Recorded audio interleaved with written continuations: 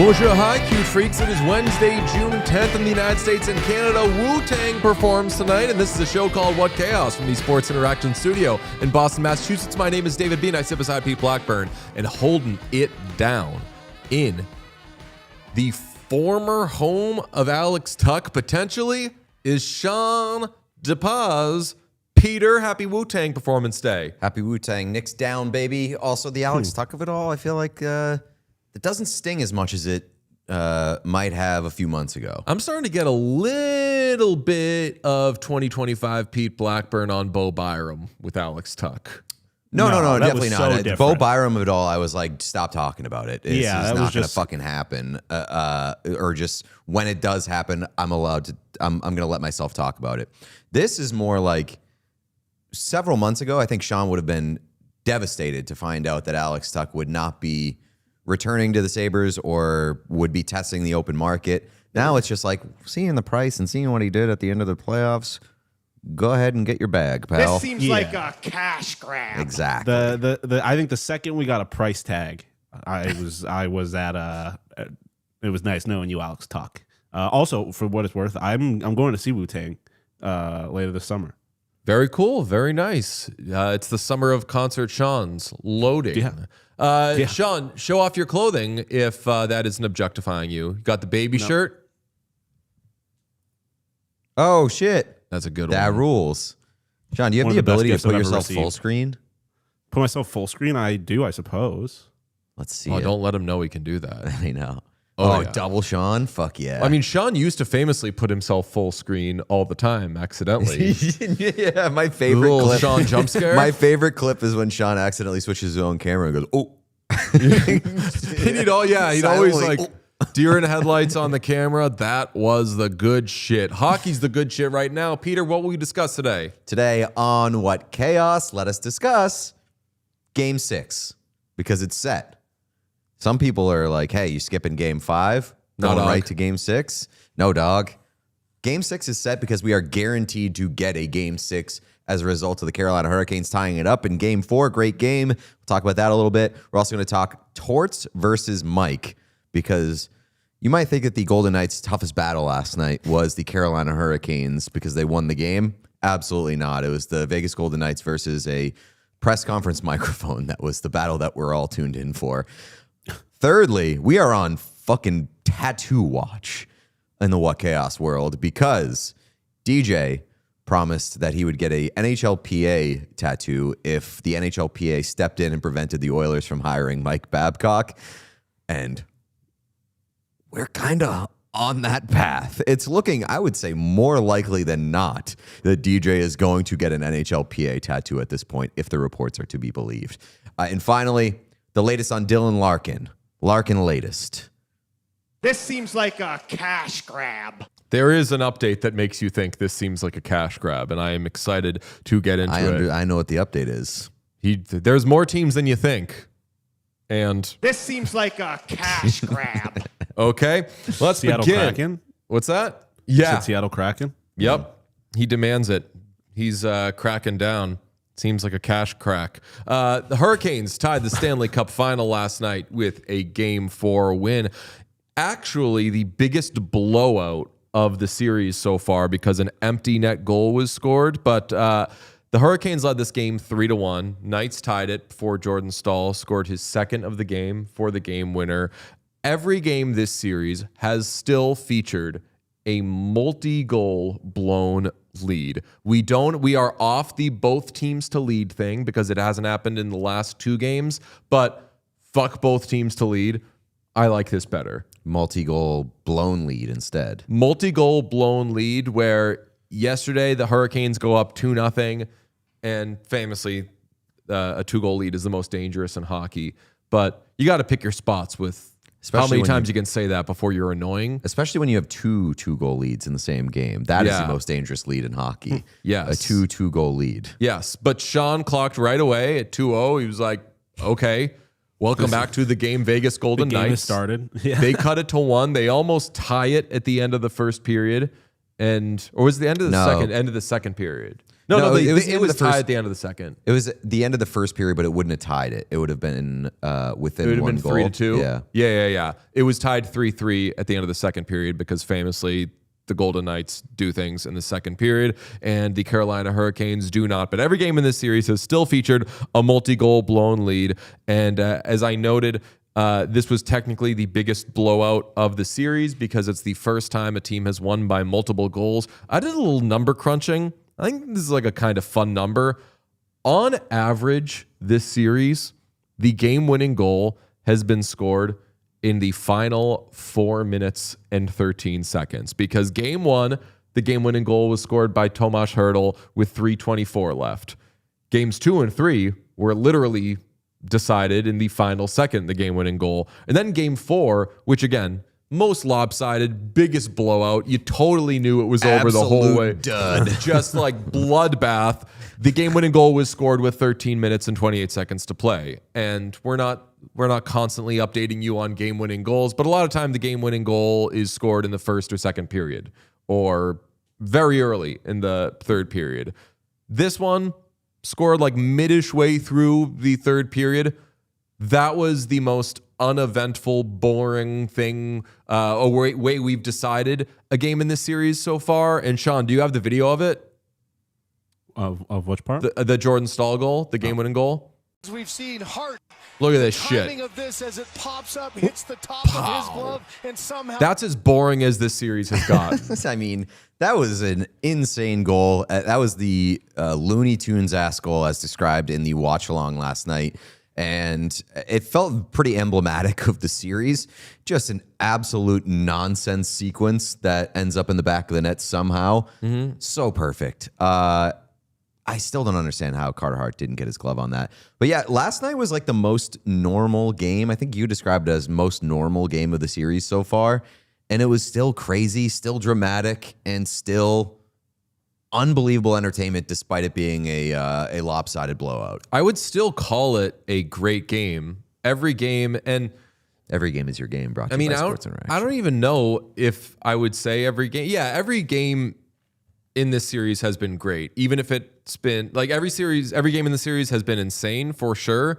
The first one, I think you walked out of being like, that was a great game, but I also kind of couldn't wrap my head around it. I said this last night. I wasn't totally used to what has happened where Vegas is just always the better team in the second period. So when they tied it in the second period of game one, I was like, how, just like everybody else was like, how is this game possibly tied? That has set us up for any weird shit that happens where like, this seems normal. But yeah, game 4, that felt sneaky regular, a little regular relative to the other shit that we've seen so far in this series. It's hard to not escape the feeling like we are going to get an actual blowout at some point. I feel like for as good as this series has been through games 1 through 4, it's been tight, it's been incredible, it had massive swings, but we just haven't had the blowout game. Unless we had the blowout game and it was game 3 and the Hurricanes just erased it and made it interesting. I still feel like there's always one dud in the mix, especially on a long series. There's always one dud. Maybe we don't get it. Maybe I'm being a pessimist, but I just feel like there's no way this can sustain the entertainment value that it has provided, right? Well, and this is where we can switch to goaltending. I think that there are still some more dominoes that could fall that could make you say, this series, famously, the Hurricanes made a goalie change. They made 2 goalie changes, in fact, because they just straight up healthy scratched the guy who started all 16 of their first 16 games. Healthy scratched Freddie Anderson, said, you know what? We talked to the doctors. Or no, they talked to the goaltending coach and determined guy needs a blow. We'll just give him a rest, not playing at all. Had you never heard that expression before? Guy needs a blow? Yeah. You never heard of that? Needing a blow? Heard of needing a wonk job. Sean, you know what needing a blow is? You never heard that before? Nope. I mean, I typically have heard it more in baseball where they'll say like this pitcher needs a rest, needs a day off type of thing. I've never heard the term needs a blow. Chat, let us know if in non-sexual cases you have heard of the term needing a blow. They needed a rest for Freddie Anderson. We can all agree that rest is a thing that people say. So they made Pyotr Kochetkov the backup goalie, which is great. And they made Brandon Bussey the starter after he came in and played very well in relief in Game 3. Bussey, I would say, was okay. Okay, I would say he's a little frantic. There were points during that game where I was like, this guy looks like he is anxiety ridden. Anytime the puck is thrown in his direction, he's kind of freaking out a little bit. And I think that's like understandable. And he was good enough. Mm-hmm. I wouldn't say that he has secured the net for Game 5. I would not either. And I'm not saying that we just give it to Kochetkov. Whoa. I'm kidding. I was going to say. But it did not solve the you don't feel great about the goaltending thing. Now, I feel better about the goaltending on Carolina's side than I do for Vegas, exactly. Which is crazy because they've used 2 goaltenders. Whose goaltending situation is worse right now? It's Vegas's. Carter Hart is the first goalie in history, I believe, to allow 4 goals in each of the first 4 games of a Stanley Cup Final. Statistically, worst goalie in this series is actually it's Freddie Anderson. I mean, with how he played in Game 3. That's just going to tank your numbers. But Brandon Bussey has the best save percentage in this series at 900. Carter Hart, an 861 clip, and Freddie Anderson at 815. I'll tell you, 861 is bad. Obviously, I think you can win a Stanley Cup with 861. It's not recommended. I think that Bussey just has something where you can just like throw him into weird situations and he rolls with it. Mm-hmm. It's very interesting to me. I think that Aiden Hill has to be too cold at this point for them to consider it. Like they might just be stuck with Carter Hart. April 9th. April 9th? April 9th is the last time the Vegas Golden Knights played a game in which Carter Hart was not their goaltender. That is too long ago. That is over 2 months ago. It's just it can't happen in Game 5 of the Stanley Cup Final. I mean, if you were going to give Carter Hart a rest, if you were going to pull that card, I just think that it had to come before this point in the season. You've already committed to your guy. You got to ride him out. Yes. When used in the context of taking it easy, a blow refers to a rest, pause, or brief break from work to catch one's breath. That is from the dictionary. Nate Mills played college baseball, and he said he's heard of it. So that's score 1. I got a definition from Urban Dictionary for get a blow, and it is not kind. It does mean what you mean. It is just not. It's not necessarily kind to you, DJ. Go on. It says this one's get a blow, but it says get or it uses get or take a blow. An utterly horrible phrase commonly used by television/radio broadcasters aged 35 or greater. When a player subs out of the game, the naive analyst will eagerly explain to his audience that the athlete is, quote, getting a blow or, quote, taking a blow on the sidelines. This is a terrible phrase because it is misleading everyone subjected to listening to the announcers and or the game. While the okay, I didn't read the whole thing. Then it goes on to say, while the athlete is not actually getting a blowjob from someone on the sidelines, thereby making the game interesting, he is merely getting a rest.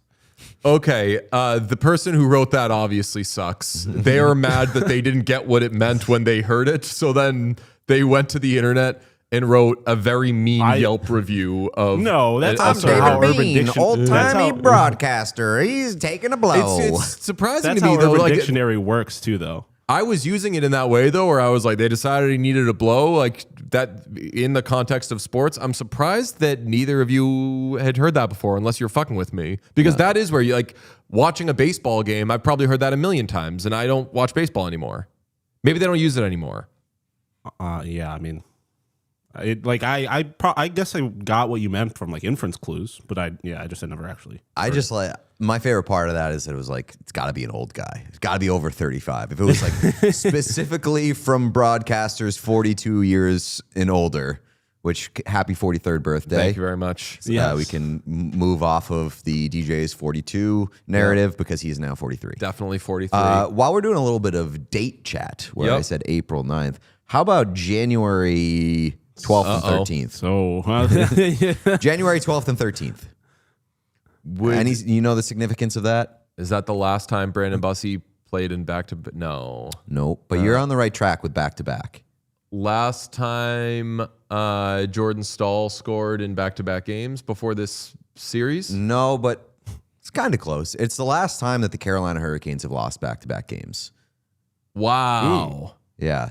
They have not They lost sucked back then. back-to-back games since January 12th and 13th. So that's pretty encouraging if you're a Canes fan.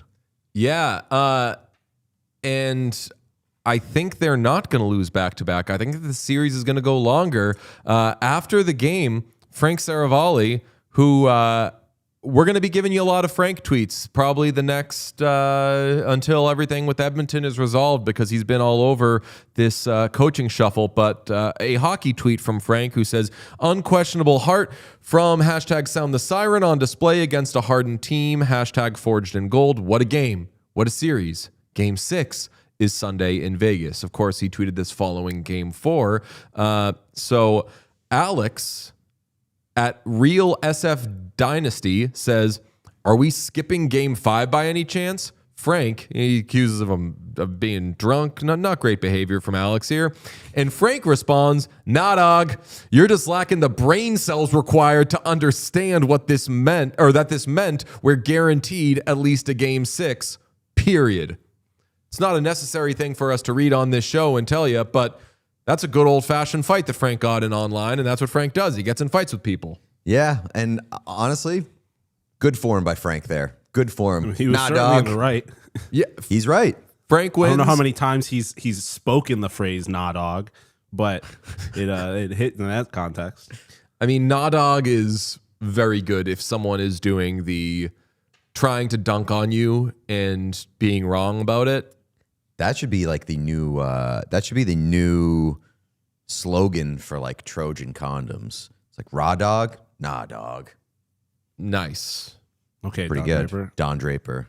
Fucking Don Draper. send me to Mad Men Avenue. It's a condom. It's timeless. It doesn't expire. That's a dangerous road to go down. Our condoms don't expire. Trojan, Raw dog. you're not going to get sick or have a baby. Nah dog. Trojan, nothing can happen. Let's go drink some Canadian Club, I This believe. seems like a cash grab. I could see that. That'd be like Peter Campbell would come down the stairs, stumble down, and he'd be like, well, you've done it again. You've done it again, Draper. Everyone's mad because they're getting sick and having children. Chat is proposing that Game 5 is a must-win for the Vegas Golden Knights because the Canes don't lose back-to-back games. Oh, the maths. Canes aren't going to lose back-to-back. This ain't January anymore. This ain't your slightly older selves or younger selves. Yeah, this ain't your slightly younger selves Carolina Hurricanes, okay? This is a team that does not lose back-to-back. Vegas, I believe, had a couple of back-to-back losses post-January in the regular season. Like all of them. Would have to quadruple check. That was pre-torts, though. I don't know if they had any like back-to-back wins I don't- post-January. Yeah, I don't think except for when before Cassidy was fired. I'm going to look it up. I am pretty sure they have not lost any back-to-backs post the coaching change. Oh, wrong. They lost 2 in a row to Utah. Shout out the Mammoth. They're making a run. Also, this post game brought us a great battle between John Tortorella and the media, in which there was a really cool mic drop moment. Oh, I thought we were.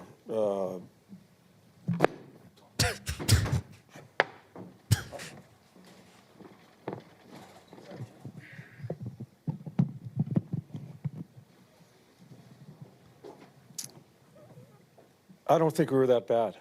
I wanted it to fall down again so badly. Dude, the Torts redemption arc, that was a big time, like, here comes the putter throw, and he just waits till it gets resolved. Yes, but also like the energy behind that. I don't. Yeah, it's a little, you little could pissy. you could see it in his face. He wanted to fucking murder somebody. Yeah, and like the fact that he didn't even try to put it back on himself is Exactly. Sir, This isn't my fucking Butler, job. Butler. Yeah. And it was most clear, like, I'm not supposed to have to think about this shit. Yes. Somebody come fix it. Butler, I'm done with my pudding. Come take my tray away.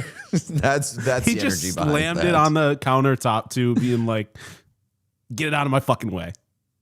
That is the chaotic energy behind the guy who had to come running in to fix it too. Perfect. I do That is respect. growth for Torts. I do respect that Torts waited till it was resolved, because he could have just been like, "I'm legally, I think I got to be here up to 20 minutes, but I'm not waiting for repairs. I'm mowing through this." There was like a clear beat between when it got back on there and when he decided to talk again. Like he had to collect himself, being like, all right, everything is okay. I can go back to answering this question. And then for it to just be, I didn't think we were that bad. Yeah. It just hit so Hit me hard. again. Hit me again. Oh, I thought we were. The way he looks at it.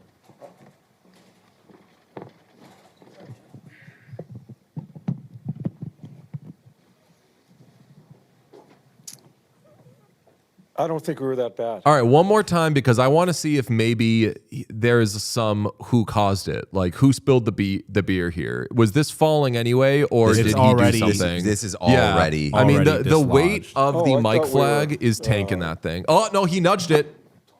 Yeah, but I mean, it was not secure. It's hard to know if he was the one that didn't keep it secure in the first place, if he unsecured it. It wasn't secure, but yeah, if you go back to the beginning, you'll see that he does a little nudge that is like the last straw. But I agree, it was I mean, shoddy. I don't think we It were was that shoddy bad. This work. is a massive you and Pete situation. Like, That's what I said. well, that's what I'm saying. But what I'm saying is that like the mic being undone here is keeping an open beer next to your laptop. So that's Pete's fault. But then Yeah, here but comes then- my fault. Let's see. We were. Oh yeah. the nudge is what spills the beer. We're not so different, me and Torts. Torts is looking very tan these days. I hear he's been working. I don't think well, we're he's that been in. bad. I was going to say he's been in Vegas, but he's also been in North Carolina. I mean, so is everybody else. They don't look that roasted. That's true.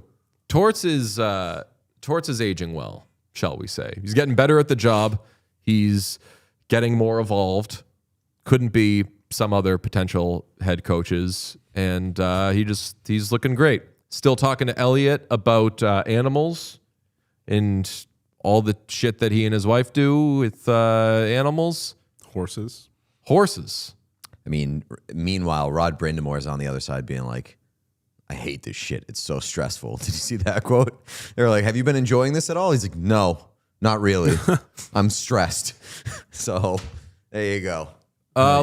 Let's do the latest on Mike Babcock. Monday, we learned that the Oilers wanted to hire Mike Babcock as their head coach. Darren Drager reported that it hinged on any potential interference from the players. Sean, if you want to throw it up. Drager reported that it hinged on any potential interference from the Players Association. I jumped on the Hurricanes fan trend thing by saying that if the NHLPA blocked the hiring of Babcock, I would get an NHLPA tattoo. That was on Monday. Last night, we started to get some rumblings that there could be some NHLPA involvement, because when Mike Babcock was busted for doing what he was doing, where he was calling players into the office and having them show them their phones and going through their pictures, he resigned. The NHLPA wanted an investigation, and he was like, oh, I'm out of here. So there was no sort of investigation.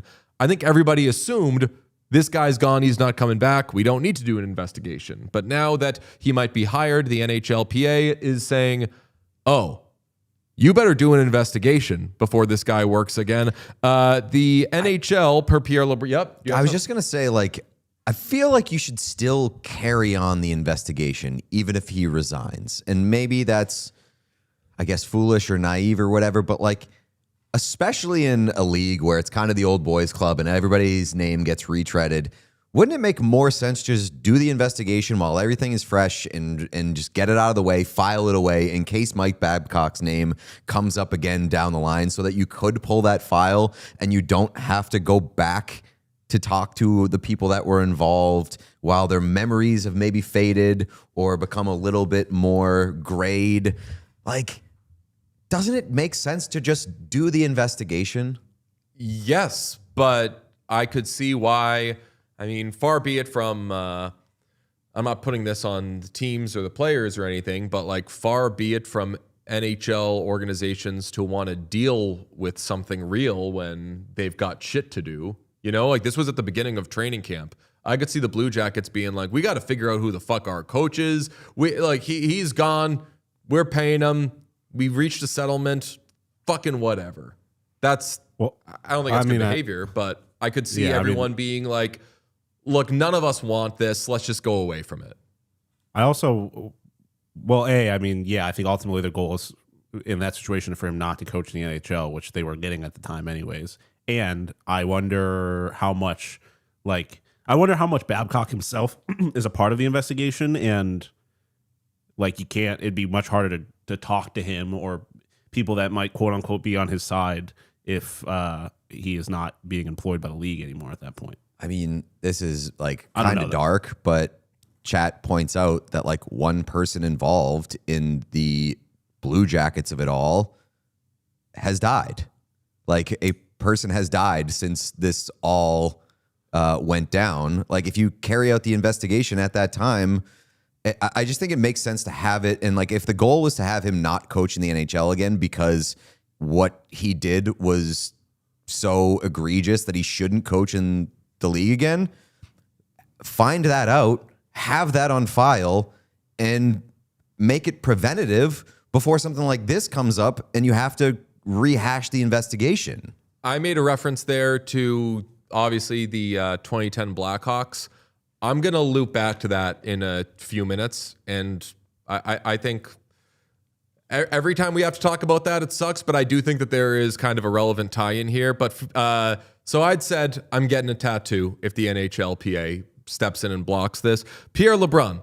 The NHL is moving ahead with its investigation on Mike Babcock and events in Columbus as per NHLPA request. That was at 11:20 a.m. this morning, Eastern in the United States and Canada. 6 minutes later, 6 minutes, Eminem voice Frank Saravalli tweeted, if the Oilers elect to continue down the path with Mike Babcock, sources say the NHLPA is in receipt of, quote, significant additional claims from their own investigation with players that were not publicly reported in 2023. Those claims were presented to the NHL prior to his resignation. Frank followed up at 11:52 a.m. just before our show began with, furthermore, sources indicate that asking players to see photos is, all caps, not what ultimately resulted in Babcock's resignation. It was the subsequent unknown allegation reported below that cost Babcock his job in CBJ. And the allegation reported below is Frank responding to his own tweet. So saying that there was more that Babcock had done here, and that, in fact, is what resulted in him saying, let me just get out of here. That does check out, right? Because if they're going to investigate and he's just like, you know what, never mind, not worth it, not worth getting out. But if that's the case, like, wouldn't you just go away? Like, yes, I would think so. And it's going to be hard to do any of this without being like, holy fuck, Oilers, what were you thinking? And pointing fingers. And obviously a lot's been said that this has been a Daryl, or suggesting that this has been a Daryl Cates orchestrated thing. But I have a lingering thought from the, how could you be okay with bringing on someone who has done these things without any sort of knowledge of growth, development, whatever? So famously, Stan Bowman is the general manager of the Edmonton Oilers. And I'm going to read as I do a lot of this because it's a delicate thing and I don't want to fuck up details or whatever. But when Stan Bowman's name comes up, people typically feel some kind of way, because Stan Bowman is somebody who lost his job in disgrace over a horrific cover-up involving sexual abuse when he was working for the Chicago Blackhawks. This is only going to take a minute, I promise. Bowman was fired for being complicit in a cover-up about an incident that turned out to be sexual assault committed by a member of the coaching staff against a player when he was general manager. An investigation found that Bowman, and I really, if people want to get into this stuff, really read the Jenner and Block investigation, Block and Jenner, whatever that is. But it's an investigation that has a lot of bad details, but it tells you what went on here. A group of executives and the head coach, Joel Quenneville, were told in 2010 during the playoffs that a coach had made an unwelcome sexual advance on a player. The team president, who outranked everybody at the time, allegedly told the group that he would handle it. No one else did anything, and famously, it was not handled, so a sexual predator stayed on. The team policy at the time was that any report of sexual harassment needed to be, quote, promptly and thoroughly investigated. So a room full of people found out about something potentially and in fact truthfully horrible that was going on, dangerous, as bad as you can imagine. Someone said, I got it, guys, and no one fucking did anything.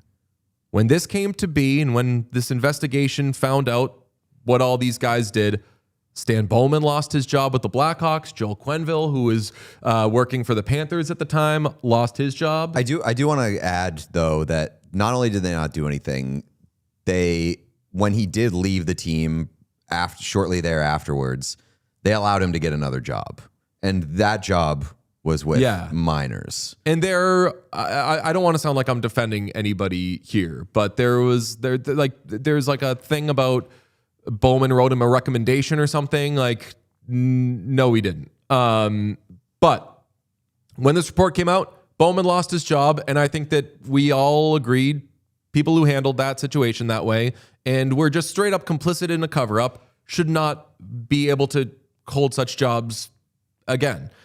After that, though, okay? And I'm not excusing anything that Stan Bowman did or that any of these guys did, because it was fucking horrible. But Stan Bowman became a general manager again. And in the time in between, he started working with sexual assault victims, such as Sheldon Kennedy. He volunteered with Respect Group, which is a group that works to educate on and prevent abuse, bullying, harassment, any stuff like this. He built a relationship with Kyle Beach, the victim of sexual assault from Brad Aldridge. Beach and Kennedy endorsed him working in the NHL again. And you can think of that what you want, but these are just what happened. What I'm saying is, it was important to Stan Bowman, seemingly, when he lost his job, to work on the things that cost him his job, and to make sure that if he ever gets the opportunity to work in hockey again, that he is never putting someone in that dangerous a position. If that's truly important to him, and if putting the work in to make sure you don't fuck up like that twice is so important to him, it really makes me look at him sideways if he's willing to hire somebody that we don't know put in any sort of work or has shown any sort of contrition for their abuse of players. Yeah. I mean, how much of it do you think is on Bowman's plate in terms of making that decision versus, say, Daryl Cates? Yeah, I mean, I'm just guessing. This sounds to me like more of a Daryl Cates thing, just from what people are reporting. But even the Oilers, like, you hired Stan Bowman, so you say, because he put in the work and he built these relationships and he did things that, yes, got him to a place where I think the average person would have hopefully handled it right and reported it to HR the first time. But he, quote unquote, or maybe even not quote unquote, put in the work. You said that that's something, or you acted like that's something that you needed in order to trust that you can hire this person. To my knowledge, this isn't really being done with Mike Babcock. And I know that Mike Babcock didn't break any laws, but I think that as humans, everybody is horrified by how he treated his players. Yeah. Yeah. And I mean, even if it is a Cates decision, Bowman's still signing off on it if this goes down this path. Still signing off on it, still putting his name to it. It does fly in the face of a lot of things that were said and written as a result of the work that was done in order to get him back into the league. And I'll say, like, I've never once celebrated Stan Bowman in my life, but on if you're being an asshole, goal is to not be an asshole thing, there's a million theories as to why maybe he wanted to put in this work. Maybe it was just because he wanted to work again or whatever, but he did take steps and he put in some sort of work. And that's something that I think when people are assholes or when they fuck up or if they do something intentionally or otherwise that proves to be as dangerous as what Stan Bowman and Joel Quenneville and everybody who said, yeah, okay, you got it, I'm going to get back to work. If you do something as dangerous as that, you should want to make sure you don't do that again for human reasons. And I don't know. I haven't learned anything about Mike Babcock that changes my opinion of what I said yesterday, which is that I think he is an asshole. Mark Spector yesterday on Sportsnet wrote this. Babcock, 63, was grilled by the Oilers leaders in a meeting last week, asked about former transgressions and how exactly he came to own a reputation as the hardest of hard-ass coaches who crosses the line often enough to be blackballed since 2023, and they came away with one implicit instruction for general manager Stan Bowman, quote, "This is our guy. We want to be pushed." How do you feel about that? I'll say like what I said yesterday or a couple days ago. You can want to be pushed and you can want a hard-ass coach. It doesn't mean that you have to have that guy. He's not the only fucking hard-ass coach available. He's not the only hard-ass coach in hockey. I go back to what was said either a day or two ago, which is that I think being an awful human being and a shitty person and a bad person excludes you from being a great coach. And I know that a lot of like great coaches on paper have, not been have had like character flaws or this element of toughness and harshness that would classify them as kind of like a bad person or somebody tough to work with or deal with. There is a line for that. And it definitely seems like a line was crossed, not at one point, but at several points in Mike Babcock's career. And people who are hard asses and who are kind of like born and bred and molded within the game of hockey and like probably will excuse being hard for the sake of winning have said, no, that guy crossed the line to a degree that I can't really wrap my head around. And the damage that was done was pretty evident and long lasting and had a material impact and consequences for years to come. Yes. That to me suggests that guy probably shouldn't coach again. Yeah, I agree. We said that yesterday where, look, I don't want everything to become a conversation of like, when do you not believe in second chances and when do you not believe in growth? But I mean, I believe in growth when I see it. Yeah. And that's maybe stupid that's a very simple way of looking at it. And I don't know Mike Babcock well. I don't hang out with him. I've watched him coach and I've asked him questions in press conferences, but the information I have on him is the same that all of you have on him, and it does not look fucking good, and we don't have any information of where that growth has been.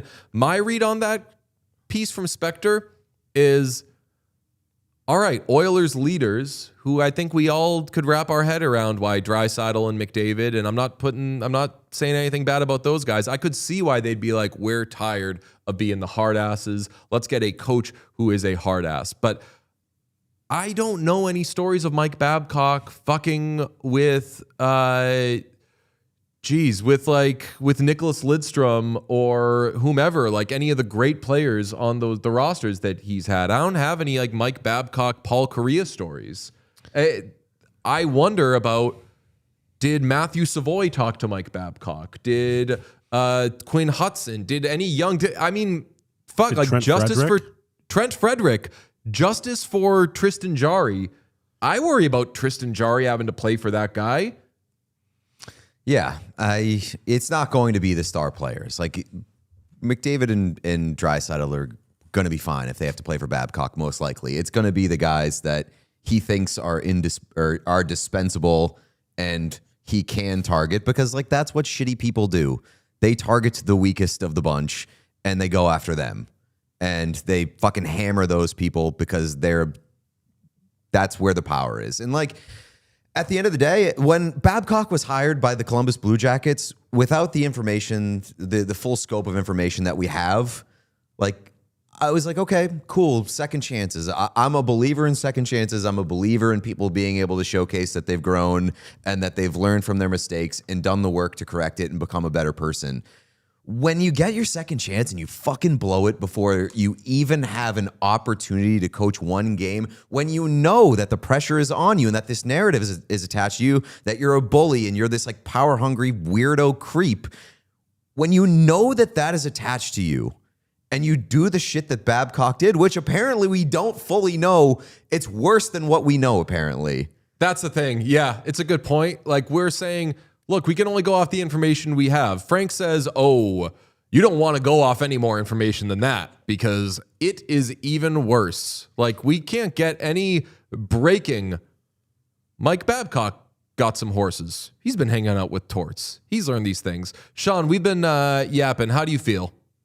I mean, you've covered a lot of it. I mean, the thing that just keeps getting me about it is that like you want to like talk about any of the other people that are naturally going to get lumped into this group of like people who have done something or at least have been accused of doing something very wrong and are now getting a chance to play and or coach in the NHL. Like I don't have to name who those people are. They've done varying degrees or been accused of varying degrees of things. But all of those people have at the very bare minimum gone on a podium and been like, I am working on myself, I'm gonna fix myself, and have like not done anything fucked up since, as far as we know, of course. Like, and again, there's varying levels to all of this, but like Babcock hasn't even done the performative stuff that we allow to excuse bad behavior in this culture. Like he hasn't even done that stuff, which is, and then you go back to all the stuff you kept on hitting yesterday. Like we don't even know if he's a good coach. We don't like the game has changed so much since he's been a good coach. There's like, I mean, yeah, I'm not going to keep rehashing the stuff we've said yesterday and today, but it's like not a goddamn lick of it makes sense. You know who's got to be like pretty pleased with themselves at this point, and I know that they're a little busy? The Vegas Golden Knights. The Vegas Golden Knights said no to Bruce Cassidy interviewing with the Edmonton Oilers, and then the Edmonton Oilers said, fine, watch this shit. And they have completely spilled the beans all over themselves in their attempt to hire the next head coach instead of Bruce Cassidy. This is so, regardless of whether this is a Cates decision, regardless of whether this is a Stan Bowman decision, regardless if this is a Connor McDavid, Leon Draisaitl, whoever player you want to attach to it, this is embarrassing as fuck for the Oilers. Yeah, dude. And This like the thing is so if you hire this embarrassing. guy, you absolutely need to win the Stanley Cup. Like there is no like, especially like the last few years for the Oilers, but like if this guy doesn't give you a Stanley Cup and there's even a lick of him being a dick in the public eye, like you not only have you embarrassed, but like it wasn't worth it. Like there's a clear, this is only worth it if you win a Stanley Cup. And that's going to be pretty hard to accomplish, even if he's the best coach in the National Hockey League. Okay. Lost in all of this is that Pete has been banging this drum since the second player involvement was mentioned with this, that if Connor McDavid is signing off on this, if he's suggesting it, if whatever, then you better be telling the team, I'm re-signing. I'm eligible to do it a year from July 1. I'm extending. I know I'm about to begin a 2-year deal, but I will stay. If I'm putting you in this position, and it's crazy to say that Connor McDavid could be putting a team in any sort of weird situation, but there is enough suggestion that like McDavid is signing off on this or wants it, and Pete raises a good point, then all right, put your money where your mouth is. Bob Stauffer, shortly after our show yesterday, or maybe right as it was ending, said his belief is that Connor McDavid is signing a max term, which is 7 years, extension with the Oilers for his next contract. Bob, I don't want to say is never wrong, but Bob has been right about a lot of stuff, whether it's stuff you've wanted the Oilers to do, whether it's stuff you haven't wanted the Oilers to do. He was right about the type of deal McDavid went for, a shorter term deal this time around. He was right on Leon Draisaitl going 8 years. Typically, if Bob says something is going to happen with the Oilers, it happens. So I know that we're very far away from this, but Pete, what's your reaction to that from Bob? I mean, I trust Bob to the ends of the earth with his Oilers sources. He is as well connected an Oilers person as exists on the planet. That seems a bit questionable to me, at least logically. On one hand, it does follow the path of what I was saying, which is like, listen, Connor McDavid, you want to play GM, you want to run this team, cool. But this is your fucking team. And if you're playing GM, you are going to be here for the consequences of the decisions that you are pushing for. So sign your fucking deal and we'll make the decisions that you want to make. On the other hand, I can also see it coming from the Oilers. It's just like, throw this out there so that we've got a lot of heat on us right now. People are not understanding why the hell we would make this decision. Throw out that it's Connor McDavid loves this decision so much that he wants to commit to 7 years with the Oilers next year. Like, it could go one of two ways there. And not to say that Bob, not to ever question Bob on any Oilers stuff, but it would be funny, and I'm doing this in jest, if the Oilers were like, this guy's definitely leaving anyway. Just fucking say, just throw it on him to buy us a little good grace with the people. And I mean, the biggest question here is that if this is true, if Connor McDavid is going to sign a 7-year contract extension with the Edmonton Oilers next summer, what has changed between the time that he signed his last extension for a hometown discount to allow this team to be in a better position to win a Stanley Cup? What has he seen that has given him faith that this team is closer to winning a Stanley Cup than when he signed that contract extension? And the only plausible explanation for that change would be, well, he just wanted to sign a 2-year contract extension to get him further down the line so that his next max term contract extension could be for a ton of money. Or that the cap is going up big time and he's like, you know what, I'm going to try.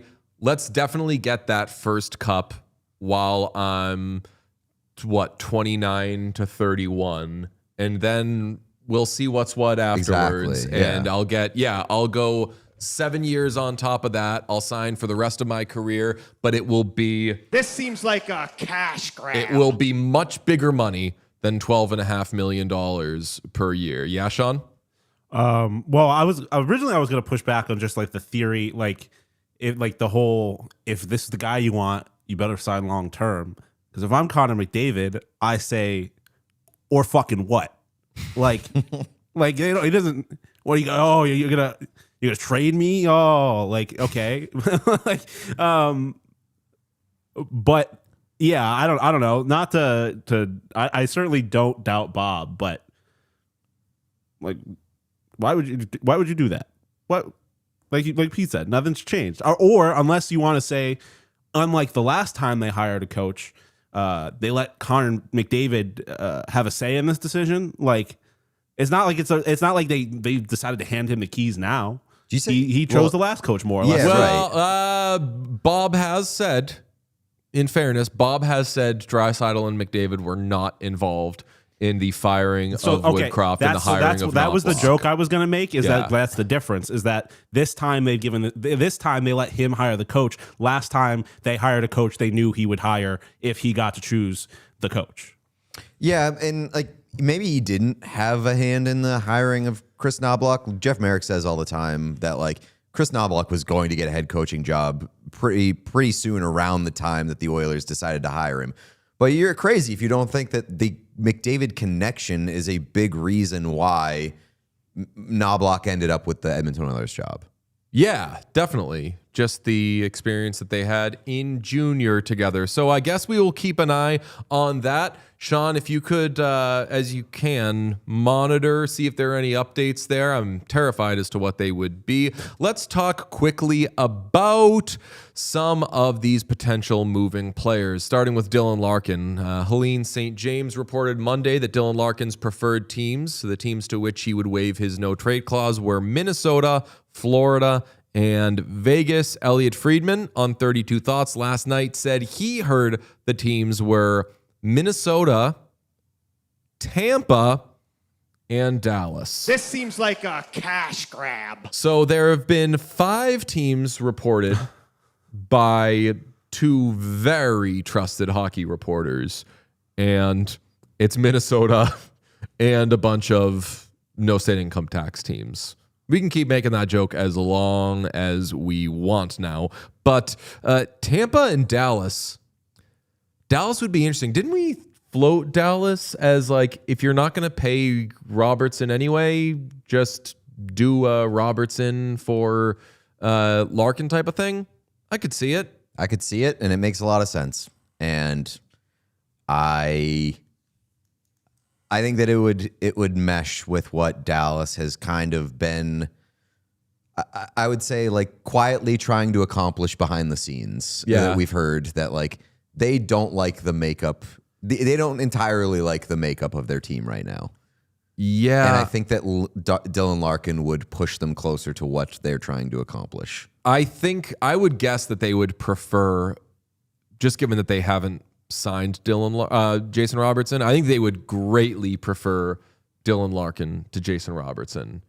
Way more cost effective, certainly a worse scorer. But if Robertson is going to be asking for 12, 13, 14, something like that, and they're already paying Mikko Rantanen, I think that they would rather, that you're going Wyatt Johnson, Dylan Larkin down the middle if you make that move.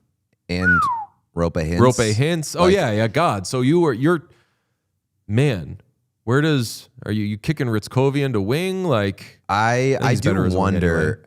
Anyway. Part of me wonders if it would be possible for them to not trade Jason Robertson as part of this deal and make it a Hintz-centered deal. Hintz for? Oh, my God. It would be not great for Detroit. I would...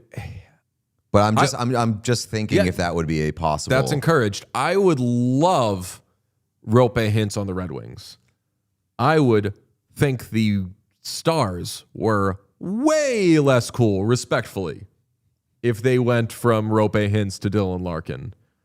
They'd be better though. Like, I love Rope Hintz, but Dylan Larkin is an upgrade from Rope Hintz. Yeah, what's Hintz making? Like 8.5. Yeah, the money's close, I think. 8.4. Yeah, the money is close. They're similarly aged. I think they're both 29 years old.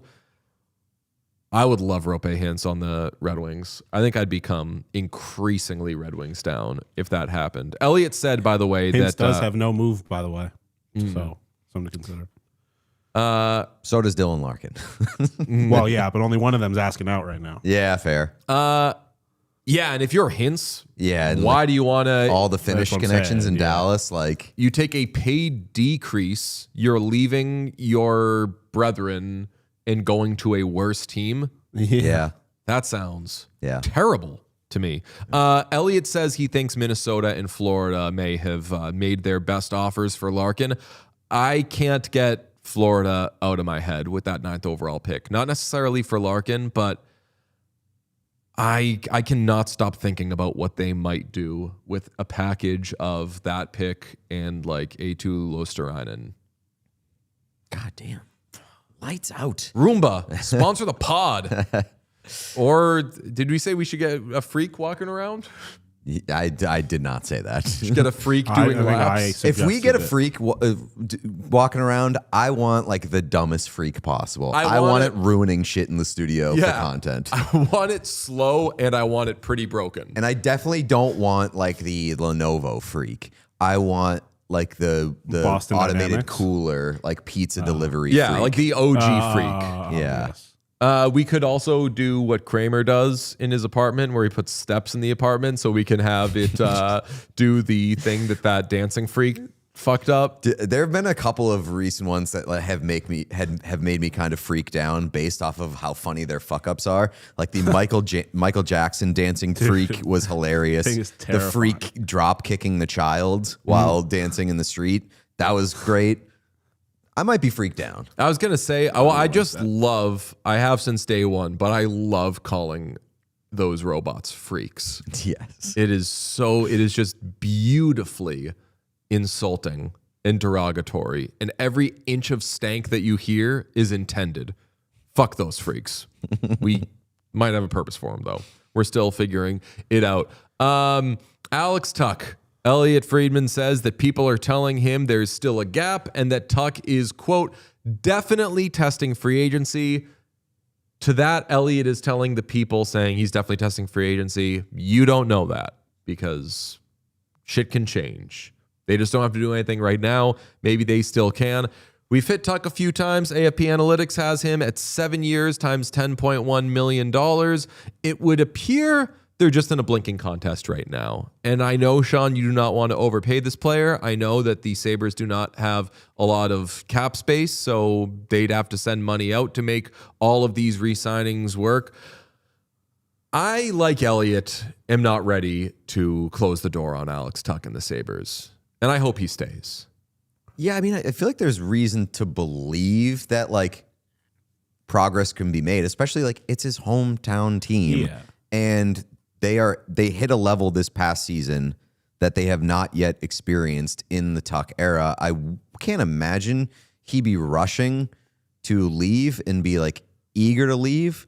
But at the end of the day, if you want $10 million, and that is the thing that we have heard over and over and over again across the past several months, if he wants that $10 million, I think the Sabres have to detach from the emotionality of it, look at it logically, and say, is this the guy that we want to commit $10 million to for the next 7 years to push us even closer to a cup, especially looking at what Tuch did not do towards the tail end of that playoff run?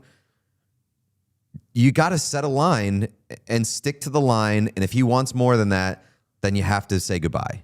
And this is a moment where I'm really glad that Kevin Adams was fired and replaced by Jarmo Kekalainen, because in years past, this would be such a picture-perfect scenario for Kevin Adams to get too attached to one of his guys and potentially overpay them. And granted, a lot of those deals ended up kind of aging well, like the Matthias Samuelsson one, but still, based on the playoff thing, I mean, like, I think if it's going to happen, I would like to think at least it's because Alex Tuch moves in the Sabres direction and not necessarily the other direction, or they're meeting in the middle, because I just don't see a situation in which the Sabres can do that. And if Alex Tuch wants his money, I'm certainly not going to be mad at him going to do that in Chicago or Seattle or something like that. I think this is a great time. And I know it's difficult because Buffalo has handed out pretty fat paychecks to the guys that they value. Like they have set their own like internal cap sort of levels. You know, I don't like that, but teams do it. Right. And players who want to resign say, well, like, look what this guy across the room from me is making. I should make this. But this is a very good opportunity for the Buffalo Sabres to pull up Puckpedia, print out the Carolina Hurricanes cap hits, slide it across the table and say, listen, if you really, really want to win a Stanley Cup here in Buffalo, we got to have guys who are making below their market value. And yes, we agree with you that you should be making $10 million, but we just can't do it if we're trying to fill in the gaps and win a Stanley Cup here. You're from here. Would you be willing to make some concessions to help us push for a cup? And if he says no, that's fine. Again, you can say goodbye and appreciate him for what he's been doing. But I think you have to bring it to the table to say somebody's got to leave money on the table for us to bring this thing home. I don't even think you have to bring Carolina. Bring the Sabres Puckpedia. And like because they are in a little bit of cap hell, and I would like to think that Alex Tuch understands that there's nothing they can do about that right in this very moment. And also, like, I know that it is more or less an internal cap thing, but like, fucking nobody on this team is making that much money. Like, and I get those deals were signed a while ago, and they have aged tremendously for the Buffalo Sabres, but like, there is no Alex Tuch sitting there looking across the room being like, look at what this guy's making. Tage Thompson's making 7.25, I think. Less than that. He's making 7.142857. Like, Josh Norris is getting paid. Josh Norris is getting paid $7.95 million. That's too much money for Josh Norris. I don't think I fully realized that, and I kind of fucking hate it. But that is the reality of the situation. He's paid that for 4 more seasons. Yeah, but like, I don't know. I would love to keep Alex Tuch, man. He's awesome. He's an upstate New York guy. But I'd also like to win a Stanley Cup a little more. I just don't want him to like get ready to learn like Krakenese, you know? Like how much would you pay Zach Benson? How much would I pay Zach Benson? Or like I guess I don't know if you have AFP up still, but like, how much is Zach Benson going to get paid? Let me pull up. And I want the Kraken to get good players, and I want them to be better. But I'm saying, like, I want to see Alex Tuch ride this thing out with the Sabres. Let's see. Zach Benson, short term, 2 times 4.1, or long term, 7 times 6.9. Oh my God! I would sign him to 7. I was signing that yesterday. I am giving him 7 times 7.5 right now if he wants. Dude, yeah, that sounds good. Well, like, yeah, because I was curious how close it was to. Obviously, I didn't expect it to be $10 million, but yeah, I'm signing that. And if you're signing Zach Benson to 7 by 7.5 or 7 by 7, like, my line for Alex Tuch is like 7 by 8, 7 by 8.5. That's all I'm giving Alex Tuch. As long as I think if it's not triple or double digits, I'll be able to sleep at night. But yeah, I would much rather see it begin with an 8 than a 9. Yeah, I'm trying to get Tuch to do 9, obviously. But yeah, I would like it to be under 10 milli. I think that would be a lot easier to sleep at night. But I don't know. We'll see. I like I said, I love Alex Tuch, but I'm not going to be that emotional about it. If he decides to take his money, he deserves it. Kind of. Not based on his playoff performance. Can we just like throw it around the horn real quick? Just do you go Pico's I go, and then I go Pico's you go? Or is that throwing too much work on your plate? Are you talking about 84-0? Yeah. It just like kind of felt like the part in the day where I feel like everybody wants to do that right now. You're obsessed with this shit. But I never play it outside of when we do it. Really? Yeah, I do it. Like Roy texted me the other day that he was doing it, so I did 1 and I got 83 in 1, was pissed. And then other than that, I'm only doing it with you guys. I mean, watch along, we did it a bunch last night, and I think that I'm on an 83 in 1 streak. Yeah, you had 2 83 in 1s in a row, right, Sean? Or was it 82 and 2? I think there was an 8. No, I had 2 83 in 1s back to back. Back to back. Right. Back to back. Back to back. All right, who's going first? I will go first. All right, so then it would be Pete, Sean, starting off with the Montreal Canadiens, as is tradition. Love to hammer the Canadiens for me. Carey Price. Corey Price. Oh, I was like, what? Corey Pricey. New York Islanders 2020s. I am going to redraw the era on that one. I bet that you wished Ilya Sorokin. That is not a better era for me. No, I'm going to redraw the team. Los Angeles Kings 2010s. Give me Drew Doughty. Yeah, this has been a tough. St. Louis Blues 2010s. Dude, you're getting hosed. Give me Alex Pietrangelo. Oh, Tarasenko might have been. I know. Yeah, I'm getting big time fucked here. St. Louis Blues in the 1980s. Where would you go here? I mean, like Doug Gilmour, but like on the Blues, Bernie. who is that? Bernie. Federico, Joe Mullen. I mean, Jesus Christ. Yeah, this is tough. Give me Doug Gilmour, I guess. All right. Oh, that's not bad. I'm gonna take Jerome McGinley. Yep, no duh. Atlanta Thrashers 2000s. Give me Ilya Kovalchuk. I don't even know what the better respectable. Not as That's bad as actually I not thought that was bad. going to go. Yeah. Who was my worst? Your worst is Doug Gilmour. Could have guessed that. Yeah. All right. Still had a had- 105-point season. Yeah, I though. was gonna say. Hit it, Sean. Who's It's you. me? Oh, Vegas Golden Knights of Malcolm Subban. What? How'd he get there? Right on, brother. I mean, Marc-Andre Fleury Need won the someone to- Vezina. Yeah. Yeah, I You need guess someone to that- sing the anthem. Yeah. New York Islanders 1990. You trying to get Ziggy with it? Ziggy Pop Am I- rocked. Oh, I mean, I know what you're gonna do. You're gonna redraw the era, trying to get bossy. That's what I was Yeah, trying to do, and I got but that- fucked. That's real risky because then I have the 2000s, 2010. I'm I'd risking still it for the do it, biscuit. yeah. I don't really care about beating you guys anymore. I'm just trying to get Same. 84 Yeah, at some point, that's- and that can't happen. There you All go. right. There you go. 80s Islanders. Mike Boss. Oh, 70s we're rolling. We are in good shape. We're rolling. Oh, Okay. Ovechkin? Oh, damn. I'm pretty sure this is the weakest Ovechkin, or actually 2020 Ovechkin is, but I'll still take this. I'm redrawing the team. Kings 2010s, I would redraw, yeah. Right. I think mean, Doughty. Yeah. Doughty gives you a Yeah. real opportunity to get a great center. I would do that. I would Yeah, take Doughty. Yeah. Oh, my Dude, goodness. There it is. You got This has a Wayne. I chance. think that you've got 84-0 here. Yeah, it is. Yeah! He did it! Come on now! 84-0! Damn! Did we freeze? Did this? There we go. Come on now! Oh, damn. Come on! Amazing. Atta boy. Fuck Atta yeah. boy. Bang! That's the best.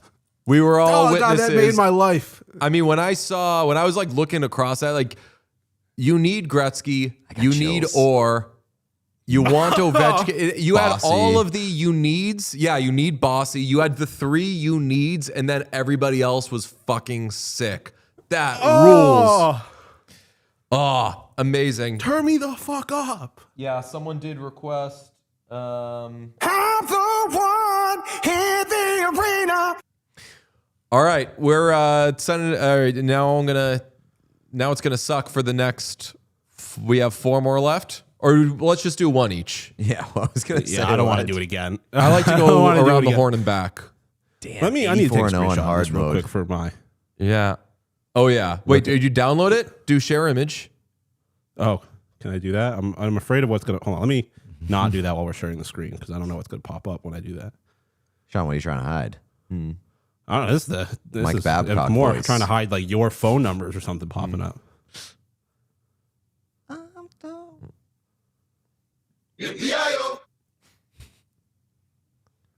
Stop whining.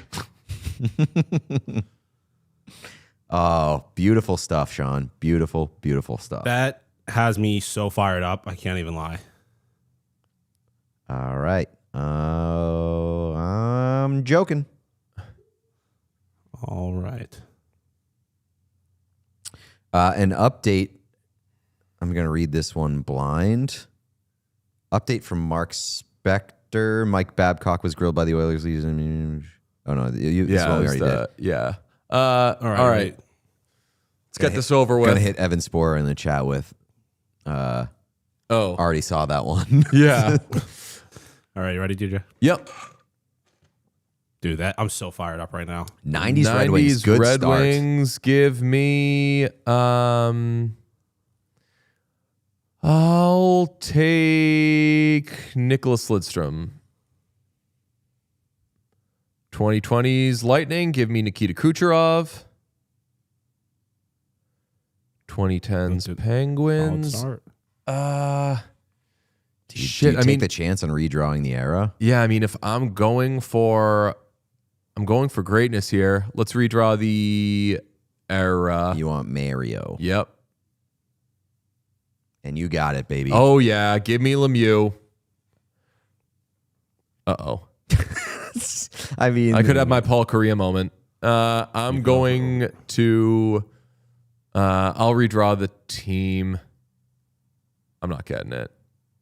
I mean, I'll Tim take Tim Thomas? Thomas.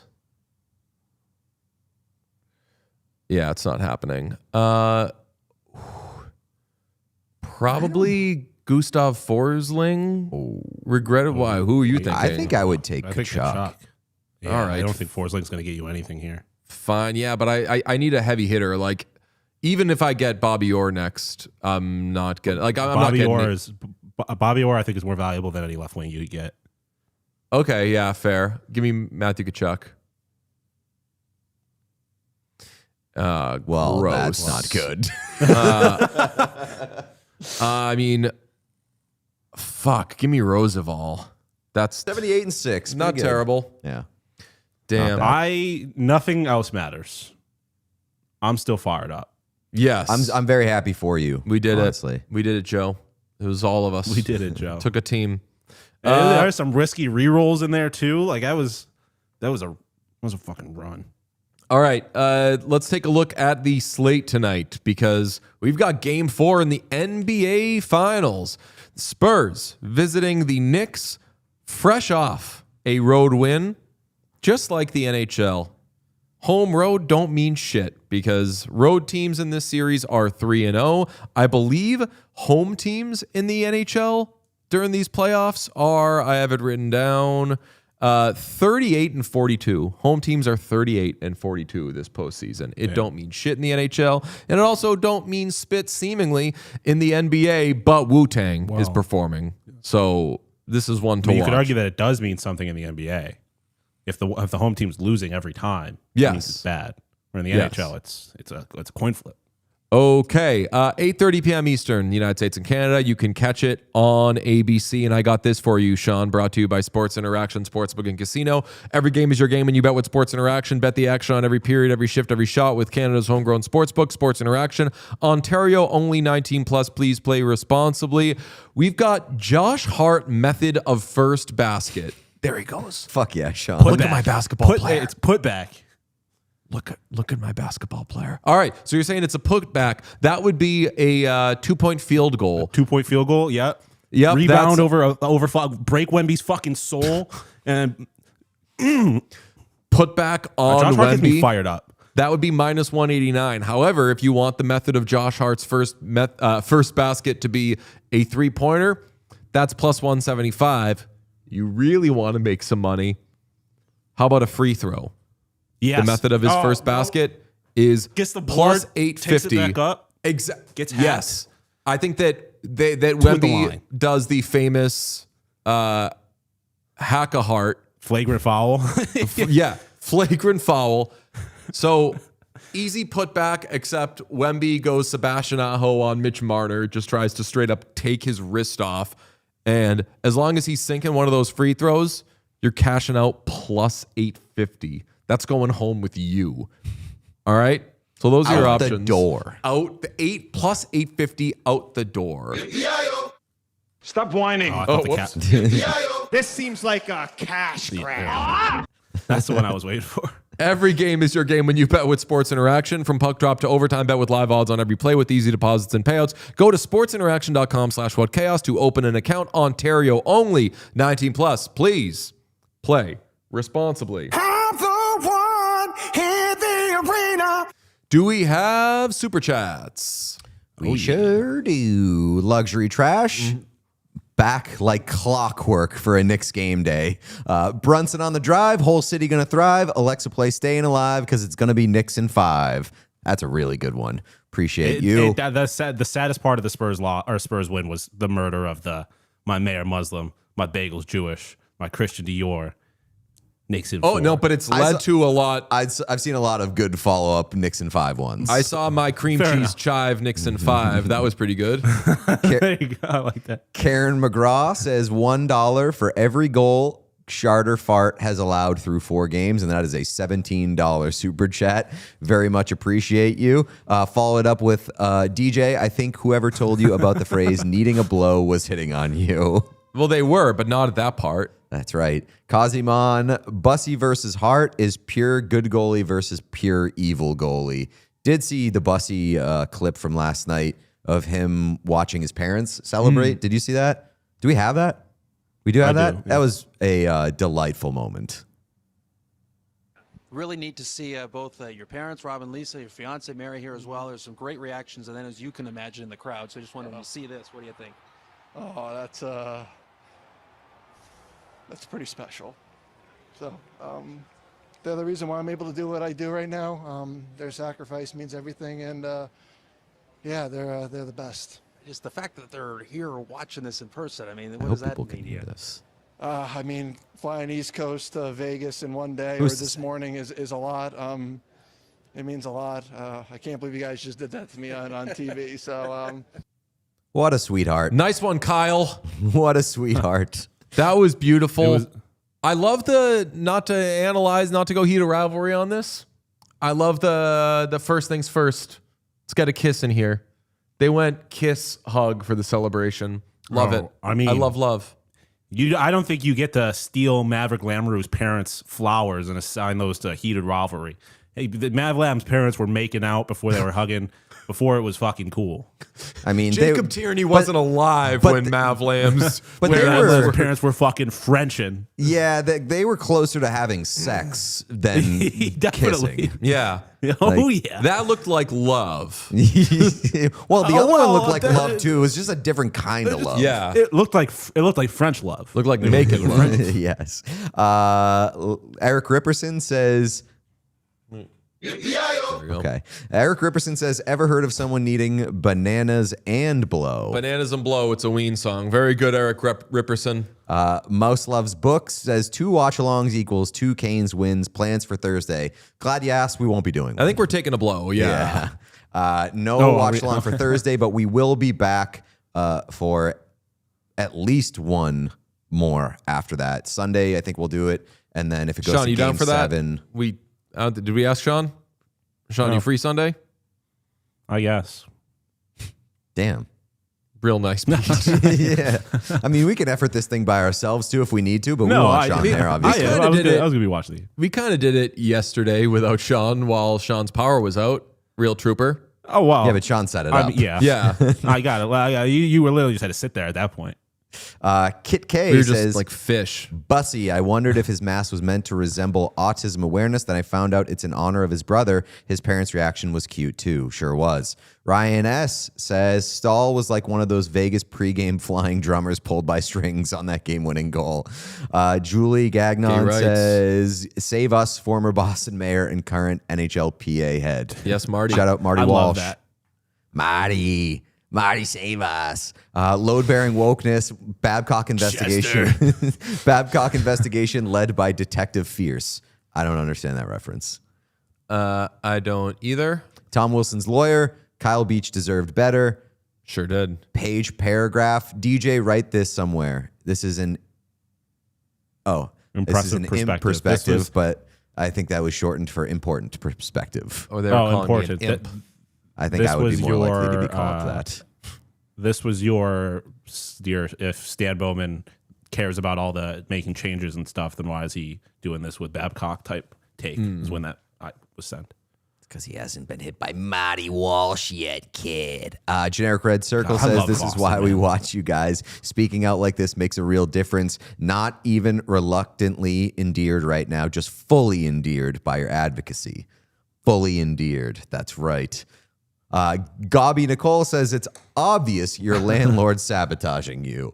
I don't know. I think we're on pretty solid ground with our landlord these days. I think so, but May I have a think sour taste in their mouth. With every how now and hard, then how they're- hard we played the hard ball. yeah, every now and then they're like, hey, cut the lights for a few seconds. Let's get them. I think Yarmo and the Buffalo Sabres could take some notes on how we play fucking hardball to drive the price down. We did. I believe we celebrated on Patreon how well we had played hardball, and we were really taking a bit of a victory lap. And then we checked our email, and we were like, "Oh no, they said no." Yeah. Stephanie all right, Mills. the hardball continues. Stephanie Mills says, "Stop slandering 2010's Kings. Thank you." Nobody's slandering the 2010's Kings. Very accomplished, but also like not the sexiest team in terms of like what we need for 84-0. A lot of important pieces there, but nothing that really jumps. I didn't realize They're a team with It 5 was, number 2 starters. You're right. I didn't put together. It's an $84.00 Trooper. Oh, damn. It's Okay. Dang. 84. It's 84-0. All right, fine. At that Wow. price point, you're right, Stephanie Mills. We are slandering. That's it. You're required to pick the 2010s Kings every time now. You cannot skip the 2010 Kings. Our apologies can be bought. That is the important lesson here.